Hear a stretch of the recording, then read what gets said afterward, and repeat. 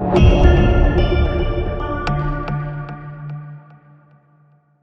everyone, you are tuned into ESI Africa. This is your power and energy go-to channel. It's good to be with you and to be in your company today. I am in conversation with Mr. William Liabunya, who is the Chief Executive Officer of EGENCO in Malawi. Thank you. It's good to talk to you. What I wanted to find out is what are some of the challenges that you think utilities in Africa are facing, broadly speaking? The challenges that the African utilities are facing, the major one is that finances are the major issue. Well, as we may expect that it comes from our own operational challenges, but mainly it's because in most of the African utilities, the tariff is not cost reflective. So as a result, it affects also the revenues, and as such, the financial performance of the utilities in Africa in general are on the sick bed, and therefore affects even the output of the utilities as a whole. That is very insightful. So are we charging less for electricity? Yes. That is normal across the board in the utilities in Africa, because you find that much as your models could tell you of what tariff you should charge, but you have the challenge of convincing the politicians that you should really come up with that tariff and implement it. So that has become a major challenge all along. How do you think this has to be resolved? Because it's a big issue. I'm talking to a lot of CEOs and they're coming down to this. How do you think we should resolve this? I think we need to get the buy-in from the authorities that for us to move forward in providing the electricity that is required by the masses in our continent, in our countries, we need to do the investment.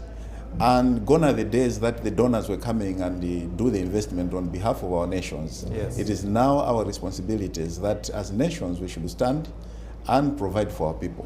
And if we were to provide for our people, we need to get the necessary revenues that we can be able to invest and be able to generate the power that the people need. That's good insight. Thank you very much. What is the energy mix like in Malawi? In Malawi, the energy is majorly hydro. Okay. So we have almost 90% which is hydro. And we have a little of solar, which is just growing now. As well as we're picking plant of diesel generators.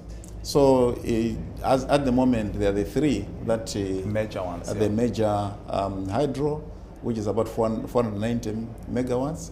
And we have the solar, about 80 megawatts, and the diesel, about 50 megawatts. Yeah. I'm looking at some statistics, and there's some growth in Malawi economically, and that is a good thing. But how do you then manage that growth? Because with growth comes demand. What are your plans? Yes, you are right. You know, in Malawi, some 5 years ago, we unbundled the vertically integrated ESCO, Electricity Supply Corporation, and that's why we have a EGENCO, Electricity Generation Company of Malawi. So that was done deliberately, that we should open up the market and have private investment. Good. The solar that I'm talking about is all independent power producers, so it's private investment. But on the other hand, we also have to build the base load that we need. And in most cases, the base load, the increase and the building of the base load is a responsibility of the utilities. Yes. It's a responsibility of the government. So we have projects that have been aligned up that we are looking at the base load. I would sound a bit weird that we are pursuing a coal-fired project in Malawi, which is, we have just completed the feasibility study. We're looking for a joint venture partner, a private investor that who can be a strategic investor in that project.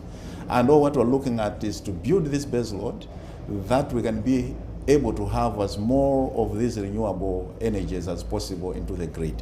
Excellent. So we have that project that is we are just concluding the feasibility study, we're looking at the environmental and social impact assessment. What will be the generation capacity of that project? We're looking at 300 megawatts to And be that's- developed in phases of 100 megawatts each.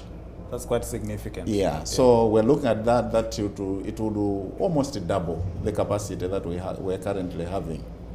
And with that, we believe that we'll be able to get as more renewables as possible, and almost also providing a playground for the IPPs as well. Good. So in terms of access and connection, percentage perhaps, how is the landscape in Malawi?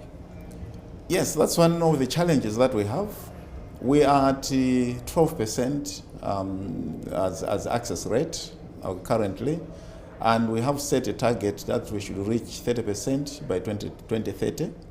So you can see that there is that big gap that we need to work on, but also for us to reach that and bridge that gap, we need the generation capacity.